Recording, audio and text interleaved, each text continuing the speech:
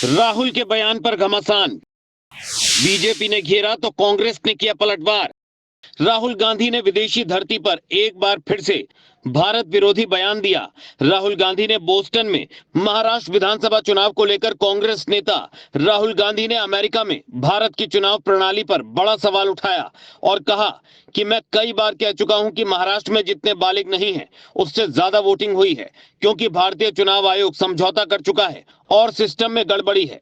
राहुल गांधी ने आंकड़ों का जिक्र करते हुए कहा कि 2 घंटे में 65% वोटिंग असंभव है, क्योंकि एक मतदाता को वोट डालने में करीब 3 मिनट लगते हैं। अगर आप भी इसका गणित लगाएंगे तो पता लगना चाहिए कि इसके लिए रात 2 बजे तक वोटर्स की लाइन लगनी चाहिए, लेकिन ऐसा नहीं हुआ। कांग्रेस सांसद ने चुनाव आयोग पर आरोप लगाया और कहा, चुनाव आयोग से हमने चुनाव की वीडियोग्राफी मांगी तो मना कर दिया गया, कानून भी बदल दिया जिससे हम वीडियो के बारे में सवाल न कर सकें।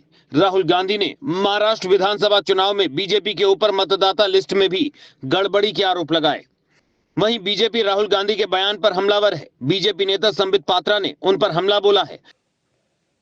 विदेश की भूमि में जाकर भारत पर इस प्रकार हमले करने वाला राहुल गांधी याद रखे कि वो 50,000 की बेल पर बाहर है, वो गुनहगार है, वो भ्रष्ट है, उसने चोरी की है, डकैती की है। नेशनल हेराल्ड का केस चोरी का केस नहीं है, डकैती का केस है। 5,000 करोड़ की प्रॉपर्टी का मात्र 50 लाख रुपए देकर और 440 करोड़ रुपए का इनकम टैक्स गबन करके उसे चोरी और भ्रष्टाचारी नहीं कहते हैं, वो डकैती होती है। मां बेटे ने डकैती की है और डकैती करने के बाद इनकी इतनी हिम्मत है कि विदेश की भूमि में जाकर आप हिंदुस्तान के लोकतंत्र के ऊपर उंगली उठाते हैं।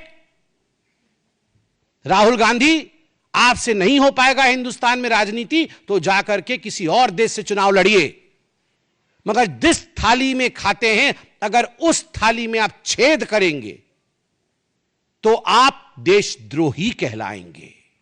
कांग्रेस प्रवक्ता पवन खेड़ा ने सोमवार को पार्टी नेता राहुल गांधी द्वारा विदेशी धरती पर भारतीय चुनाव आयोग की आलोचना करने पर उनका बचाव किया और कहा, आजकल ये मायने नहीं रखता कि दुनिया के किस हिस्से से कोई बोल रहा है।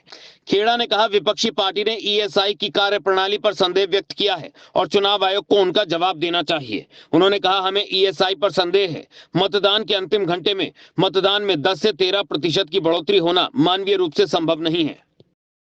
राजसत्ता टीवी पर आपको मिलती है देश दुनिया से जुड़ी एक से बढ़कर एक खबरें। आप भी जुड़िए, हमारे चैनल को सब्सक्राइब करिए और बेल आइकॉन दबाना मत भूलिएगा